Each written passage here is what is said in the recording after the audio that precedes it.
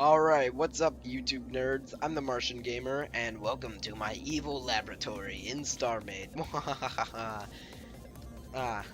So essentially, we've recently had the rail boom, and everyone's been making all the coolest elevators and all the, like, folding ships or whatnot, and fins and flaps and discs and stuff. But, um, I have been investigating ground vehicles just out of sheer interest, and I tested a bunch of stuff. This is kind of the leftover area from my test ground. That doesn't work. That doesn't work. That doesn't work. As you can see, this is my attempted tank.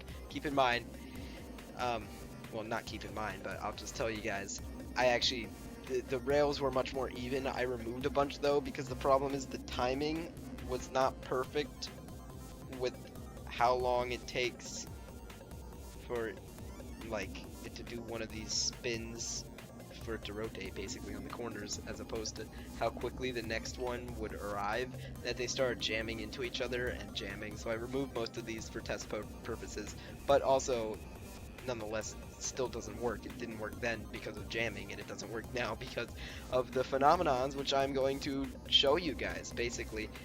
And it's the same reason why this car is standing like this and somehow not toppling over, right? It's basically because of balance and location distribution. And it's a very simple fact, is that the weight and location of docked rail structures don't influence the main structure. That means that despite the fact that these, like realistically, this would be moving because the only thing contacting the ground are these, and they are moving relative to this, and friction would hold them in place so that they wouldn't be slip and sliding all over the place. Well, sadly that doesn't work. Basically what's happening is, as long as one of these is under it at any time and flush with the ground, it's going to stay relatively balanced. Of course, as you can see, it wobbles a tiny bit because of variableness, especially with generation and world loading. I kind of just loaded up the world. But so because this is staying straight, these are going to stay in the same relative location, which means that there's going to always be one underneath it flush to the ground, which means that this is going to stay straight, which means that these will stay in the same location, and so on and so on. It's a self-fulfilling prophecy. It's the same with this car. This car will not move at all, because these wheels are staying flat to the ground. Because of that, this is staying flat, and because these wheels, and because this is staying flat, these wheels are staying in their location, and because they're staying in their location, this is staying flat, and it can go on forever like this. And if we activate it, well, then it'll actually change, because then these are starting to move, and it's going to be no longer flat, which means it's going to be in free air, and the gravity will actually accurately function on it. But this car does not work at all. In fact, I'll cut to a clip from my original testing, I think. So let's test it out, right? I haven't tried this yet.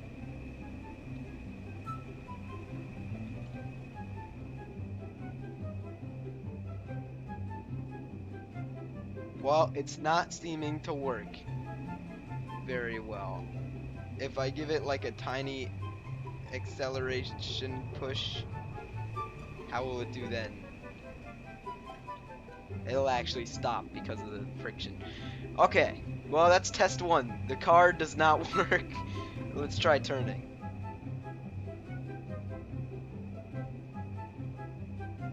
Oh, oh, oh, oh, oh.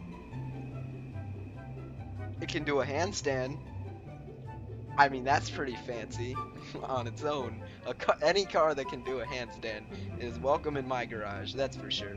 Okay, let's settle this guy back down a little bit.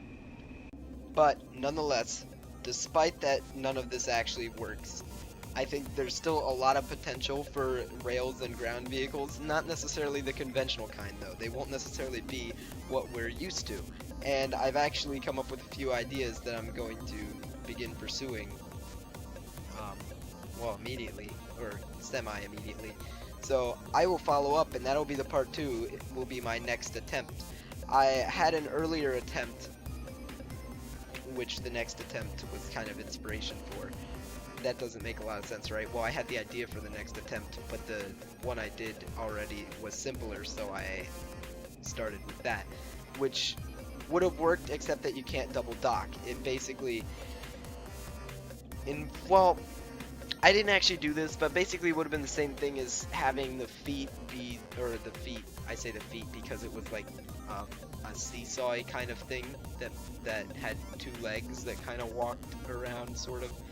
But it essentially would have been the wheels rolling,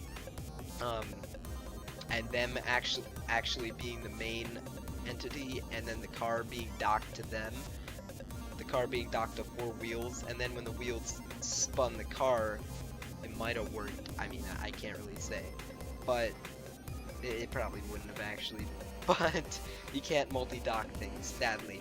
So until somehow this kind of physics gets reiterated on in updates or something like that, and updated, or if we get multi-docking, there's no way to make conventional vehicles as we know them yet.